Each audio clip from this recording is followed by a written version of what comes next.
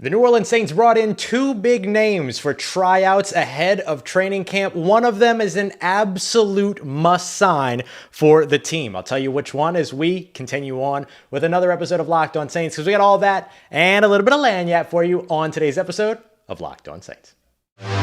You are Locked On Saints, your daily New Orleans Saints podcast. Part of the Locked On Podcast Network, your team every day.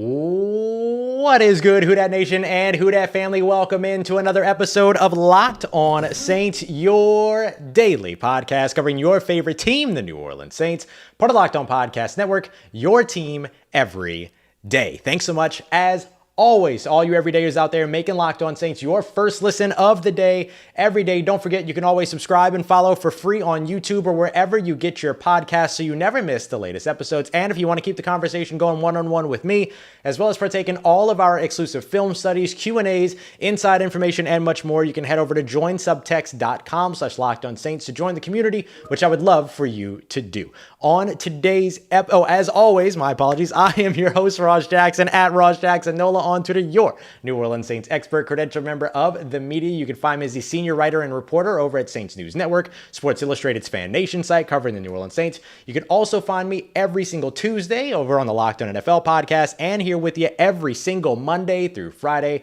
on Locked On Saints, of course, and then some. Today's episode of Locked On Saints brought to you by our friends over at eBay Motors. Building a championship team is all about each of the players being a perfect fit, and the same goes with your vehicle. So for parts that fit your vehicle, make sure you head over to eBay Motors today. Look for that green check. Stay in the game with eBay's guaranteed fit over at ebaymotors.com. Let's ride. eBay's guaranteed fit available to U.S. customers. Eligible items only. Exclusions apply. On today's episode of Locked On Saints, we saw some bad news across the National Football Conference, the NFC, with a former New Orleans Saint undergoing and dealing with a little bit of an injury, or at least an injury scare, in Gardner-Johnson. Can the New Orleans Saints, we'll update what's going on with him, but can the New Orleans Saints avoid the camp scare this upcoming training camp? We're also going to take a look at two of the tryouts that the New Orleans Saints had, or visits that the New Orleans Saints had with NFL veterans. We'll look at Kyle Phillips, the disruptive edge rusher, at least for one season,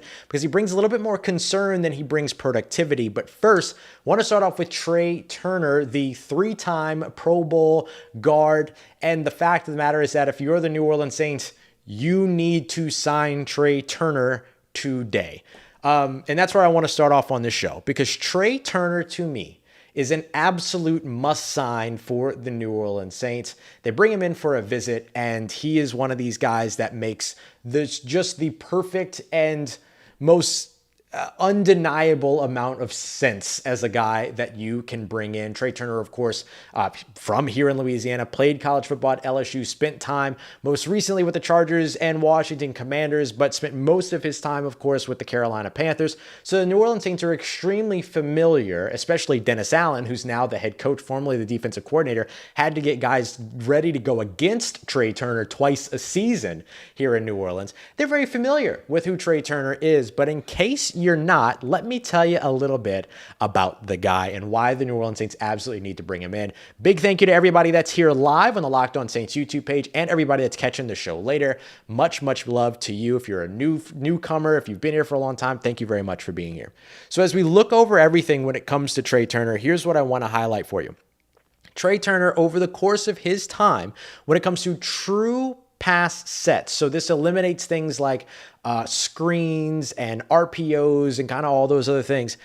Did not give up a single sack in those true pass sets last year in 187 different sort of counts there. He gave up 2 sacks in all told pass sets. So that means that the two sacks that he did give up probably came on things like moving pockets and screens that maybe didn't get out in time. He was playing football with the Washington Commanders, so you can imagine the mess that was there. But you look at over the course of his entire career, has never given up double-digit sacks in a season. Up until 2 years ago, ago, his career high in sacks given up was 6. Now it's only 8. And he's only given up a total of 23 sacks in his entire career. And that is 9 seasons so far in the NFL. He came in at the same time as Derek Carr back in 2014. This guy is the real deal. And he might not be starter material anymore. You look at last season, 15 pressures given up in total, 13 pressures the year before that, 16 the year before that, a lot of sacks during that time. It was it looks like 11 out of 23 over the last 3 years. I get it. But if you're the New Orleans Saints, you want depth. So even if he's not coming in as a starter, it makes a ton of sense for you because you don't know how long Andres Pete's going to be available. You don't know how long Cesar Ruiz is going to take to come back fully from his Liz Frank injury or from his foot injury, all of that. I think that Trey Turner is the type of guy that is also a great veteran presence, that has a ton of NFL experience, and that has the production to show you that he is absolutely somebody that can protect your quarterback. And if you're the New Orleans Saints right now, the guard spot, the interior offensive line, should be your number one concern with not only building up depth, but also building up effectively your starting role, everything. You want to build that up because you've got a pocket passer back in the building. Now, I know Jameis Winston, for the most part, was a pocket passer, but you know he can run. And Derek Carr's mobility is something that he can use now and then to get out of trouble. And they would even probably use in, tricky situations and stuff like that. But one of the things that you look at is that you need to be able to shore up your depth on the interior. Great question here from somebody that's asking, why is Trey Turner available? There's a lot of veterans that are available and don't take contracts until after OTAs and after minicamps. This isn't out of the ordinary. You look at guys like Yannick Ngakoue and Ndamukong Suh and some of these other guys that are still out there that absolutely could have probably signed contracts early on in free agency that aren't going to because they don't want to put their body at risk during OTAs, minicamps, mandatory minicamps, rookie minicamps, stuff that doesn't mean anything for you as a veteran. So why sign then when you can wait and sign before training camp? We're seeing this more and more for teams all around the NFL. We saw it with guys, that the Saints signed last year as well. So I like the idea of bringing in Trey Turner and just simply allowing him to be another depth guy for you. Imagine having the depth for the New Orleans Saints offensive line of Trey Turner. And then, of course, you've also got guys like James Hurst that you trust. The New Orleans Saints really like Lewis Kidd. They just invested with Nick Saldiveri. They would have the opportunity to be able to go a couple of different directions here. Maybe that ends up allowing them to be in a situation to where they're able to have a couple of interior guys in Nick Saldiveri and Trey Turner. You've got a guy in James Hurst that can play inside and out. So then maybe you land with Landon Young, who can play either of those tackle spots for you as a backup. And then you have your 9 offensive linemen pretty much ready to go going into 2023. That's not a bad situation to be in at all. Trey Turner does not have to come to New Orleans to be a starter. If he can come to New Orleans to be a depth piece and a player that can come in and be a really, really good reserve for you, that's a fantastic win for the New Orleans Saints. And that's one of the reasons why I think they should absolutely not hesitate and get a contract done with Trey Turner ASAP if they were able to get it done, as long as the physical and the visit and all that stuff goes well, right? This is stuff that we're not going to know about. He's either going to sign a contract or not, and we'll just have to kind of wait and see what that ends up being. But if he's able to get all of it done, and if he's able to be in a situation to where he's able to show you all of that and show that he could be a reliable piece for you as a depth piece, then I absolutely think that Trey Turner is a must sign for you if you're the New Orleans Saints. And I'm not just saying that because he played for the LSU Tigers.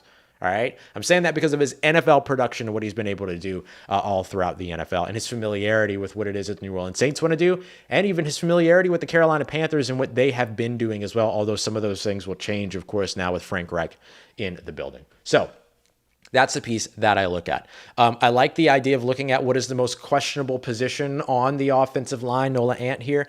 And I would say the offensive interior. And that's why I think Trey Turner is such a natural fit for you and why he's a must sign for the New Orleans Saints.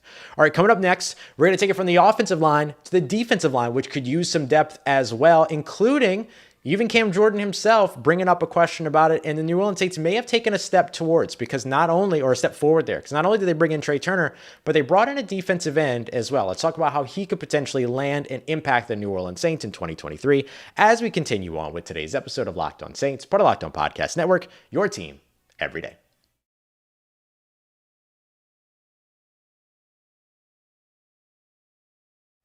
And today's episode of Locked On Saints is brought to you by our friends over at BetterHelp. BetterHelp Therapy Online. We are sponsored by BetterHelp Therapy Online. If you are somebody that is looking for trying out therapy for the first time, maybe, or you're somebody that is, looking to, give yourself a situation here to where you're able to get the help maybe that you're looking for. You want to be able to work out your mind the way that you work out at the gym with your body and things like that. BetterHelp's a great place to get it done because no traffic. You don't have to deal with all that. You don't have to deal with things like, waiting rooms and all that. And you're not stuck with one therapist. A lot of times it ends up happening. It ends up being a big time barrier of entry for people who are looking for, therapy and looking to undergo and maybe take on this opportunity. And BetterHelp makes it all easy for you because you can do it from the comfort of your own home. It's cheaper than traditional therapy, and you don't have to worry about the waiting rooms and the traffic and all that other stuff. So BetterHelp is absolutely the place to go and check out today. If you're thinking of getting started with therapy, you should absolutely give BetterHelp a try. It's entirely online, designed to be convenient, flexible, and suited to fit your schedule. So let therapy be your map over with BetterHelp. Visit BetterHelp.com/lockedon so you can get 10% off of your first month. That's BetterHelp, HELP.com/lockedon.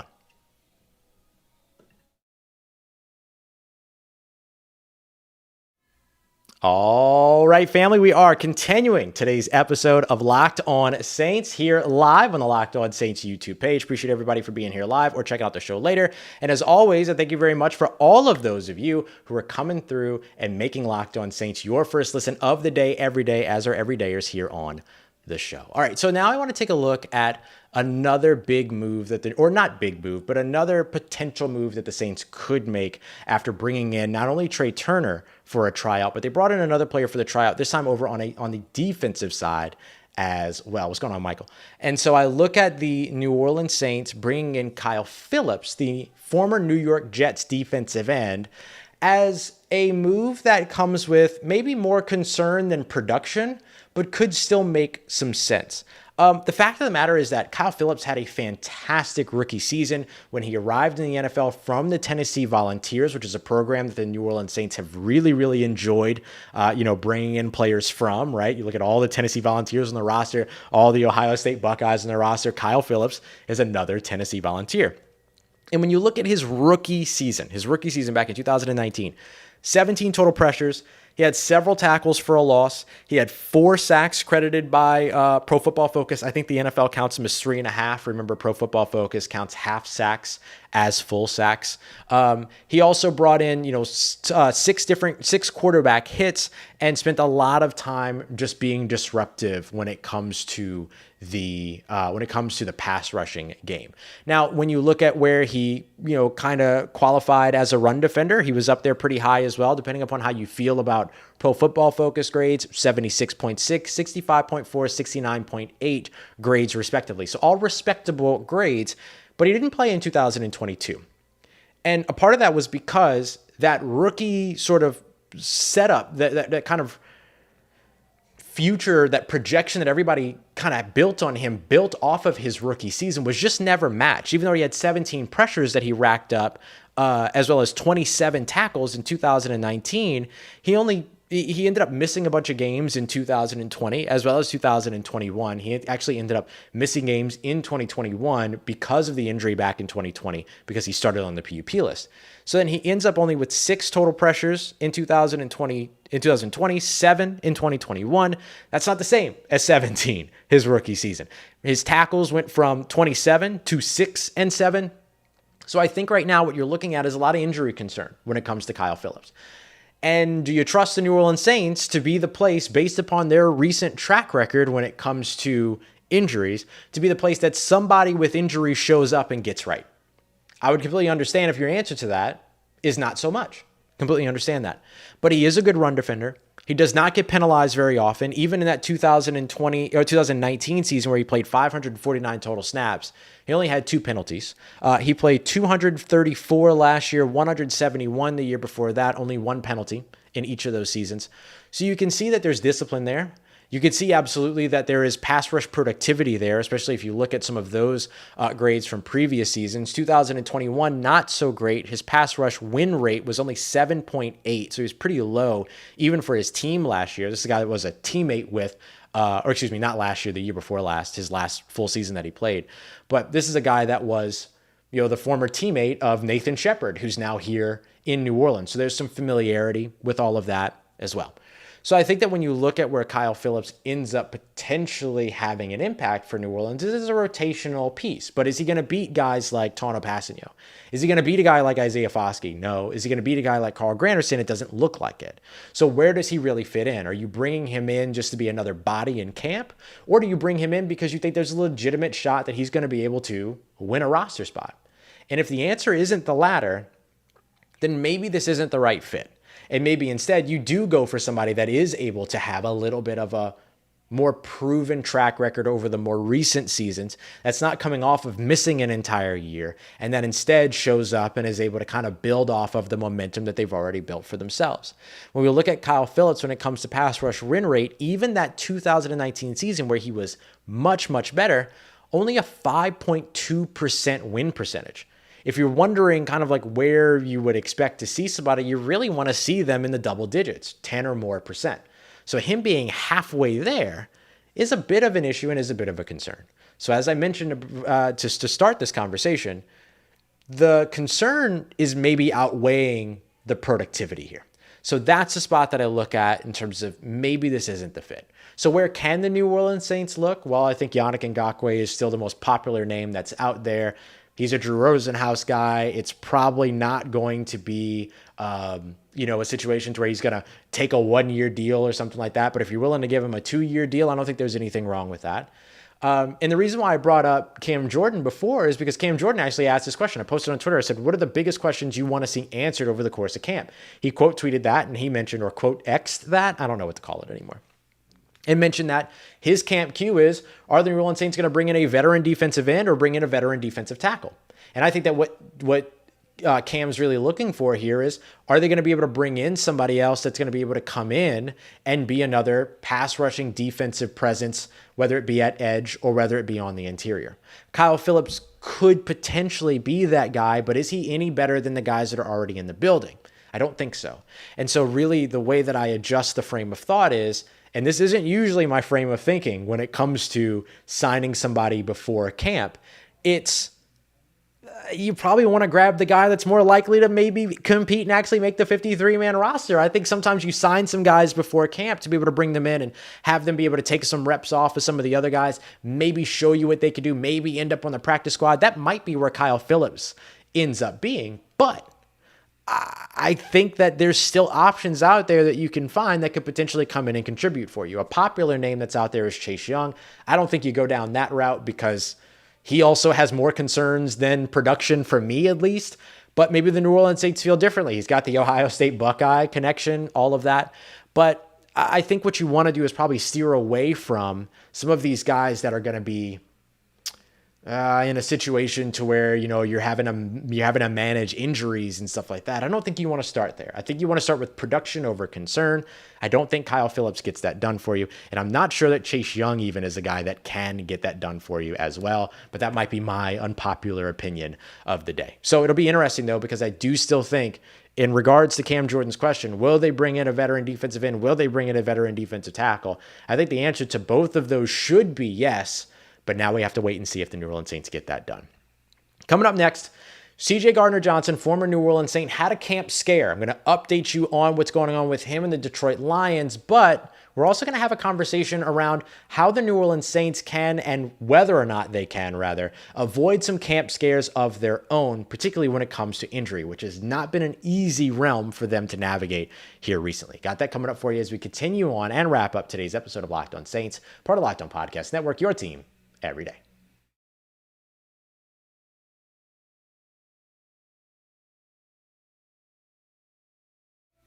Let's get it, Who Dat Nation. Wrapping up today's episode of Locked On Saints with our look at how the New Orleans Saints and whether or not the New Orleans Saints can kind of get through and pass some of these camp scares. And we're already starting to see them, right? Some of them are camp scares that have to do with the NFI list or the non-football injury list, as well as the PUP list or the physically unable to perform list.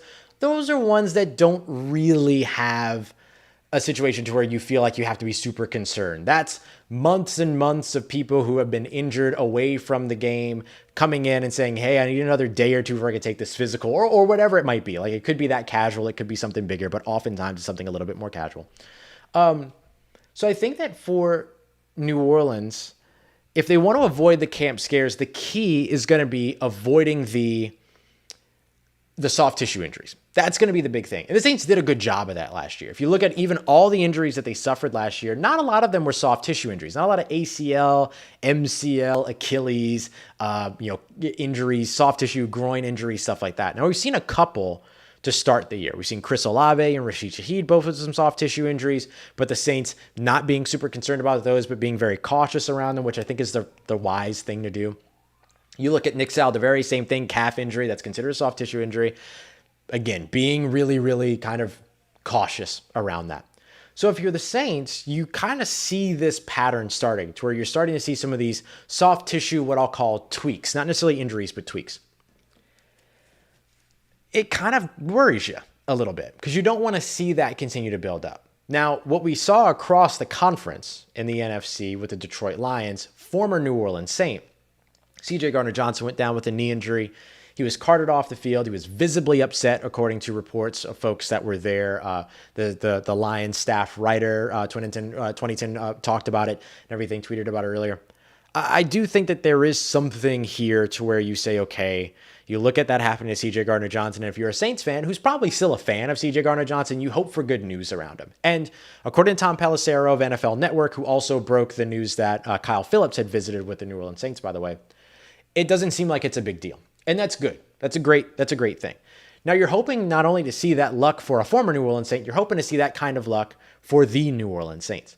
And so I think that when we are getting into training camp here to where the Saints are going to be starting up in 2 days on Wednesday, you want to see those soft tissue injuries. You want to see the good luck that, fingers crossed, CJ Gardner-Johnson also had. And so a big part of the way for the Saints to be able to do that are some things that they've already started to do. They've incorporated a ton of technology into their practices to make sure that people aren't being overworked. This is the Zebra technology route that they have gone for years and years and years, where they use the RFID type information and player tracking to make sure that, okay, this player's right side is being overworked. Let's line them up on the left side for today and things like that, as well as, what's the time on task? How long have you been practicing? How many miles have you run this week? Things like that, to where they can start to kind of curb some of the bad things that could potentially happen habitually or without even understanding, because you're just practicing. And so maybe there's a situation to where you can avoid some of those things with this RFID and your continued development or continued reliance upon that type of technology. The second part is again, the addition of Matt Rhea, who came in last year and who helped a ton to eliminate those soft tissue injuries. Again, last year had a whole bunch of, injuries for the New Orleans Saints, but they weren't injuries that made you go, oh, it's another soft tissue injury. It's this soft tissue injury. It's that soft tissue injury. They didn't have a ton of those. They had a couple, don't get me wrong, but they didn't have a lot of those. They had the Liz Frank injuries that were a bit of an issue. They had the Mark Ingram injury, which I think you would call the soft tissue injury. But outside of that, they didn't really have a lot of those. So I think that that's a good step forward for New Orleans. You want to see that continue. Here's the other thing. The Saints brought in an analytics expert from the Jets. Now, when you bring in an analytics expert, you always kind of think about, on-field analytics. Do we go for it on 4th and 1? Do we not go for it on 4th and 1? If you're Brandon Staley, you're asking questions like, do we go for it on 4th and 10? Do we not go for it on 4th and 15? All of those things. I mean, some of the stuff that he did last year was just wild. I'm surprised he kept his job. But the other place where kind of the analytics help is when you're preparing for a season. And so that's another place where maybe some of those things end up having an impact for you. And then lastly, it's just got to be up to the players. That the players have to take care of themselves. They have to show up in shape. They have to show up healthy and ready to go and all that. Veterans report on Tuesday, and then training camp begins in earnest on Wednesday. I'll be out there for training camp on Wednesday. We'll continue to bring you 2-a-days, keeping you updated with everything that's going on with the Saints. But I do think you really hope that this is a team that can finally curb its injury luck, its bad luck that it's had. I mean, they started a historic number of starters 2 years ago. They could have entered that conversation last year. If you really think about the Saints' injuries last year, here's how it really impacted them. The starting 5 secondary never took a single snap together. if we accept that Trevor Penning was to be the starting left tackle to start the season, the starting offensive line never took a single snap together. The linebackers, they had some trouble staying healthy with Pete Werner in and out. Thankfully, they had Caden Ellis. There's your value when it comes to depth. And even the defensive line dealt with a lot of injuries. And then when you think about the wide receivers, your given starting three, your big three at wide receiver last year played 2.5 games together. Michael Thomas, Jarvis Landry, and Chris Olave. Because Michael Thomas and Jarvis Landry both dealt with injuries early during the third game, during the second game leading into the third game, however you want to look at it. And then after that, Michael Thomas was done for the rest of the season. So they never even really got their starting. And then they had an injury at quarterback as well. So they only had their starting quarterback for 3 weeks. You get the idea. This team last year maybe didn't start a record number of players that they did 2 years ago. But boy, when it came to the most important positions on the field, did they ever continue to deal with those injuries? Never playing their started secondary for a single snap, never playing their starting offensive lineman for a single snap, 3 games of their quarterback, 3 games of their wide receivers, and more. I think that says something. And you want to see the New Orleans Saints curb that injury luck and start to see less scare and more positives when it comes to what this team is going to be able to do when it comes to their health and being able to get started for the regular season. So here's where we are. This is where we are. The New Orleans Saints are going to begin training camp in 2 days. We should be hearing from folks earlier than that. We'll see. I will have another episode for you tomorrow. I appreciate you, all you everydayers out there, for making Locked On Saints your first listen of the day every day. Tomorrow's first episode is going to be about the defensive side of the football when it comes to the 53-man roster projection. If you want my roster projections before camp on the offensive side, that episode's already available for you. The roster projection after that, of course, is going to be on the defensive side. So that'll drop tomorrow morning, and then tomorrow afternoon, another episode, probably more around 5:30 Central Time, 6 p.m. Central Time, if you want to come over to Locked On Saints podcast and YouTube page to join that live. I appreciate y'all, as always, for making Locked On Saints a part of your day and a part of your routine, for saying yes to me and the show. As always, if you see me, say hi. And if you need anything else around your New Orleans Saints in between these episodes, make sure you follow me on all the social medias at Ross Jackson, NOLA. Hit me up. Let me know how the family's doing. Let me know how you're living. Let me know how you're momming them. And trust Who Dat Nation, I'll holla at you.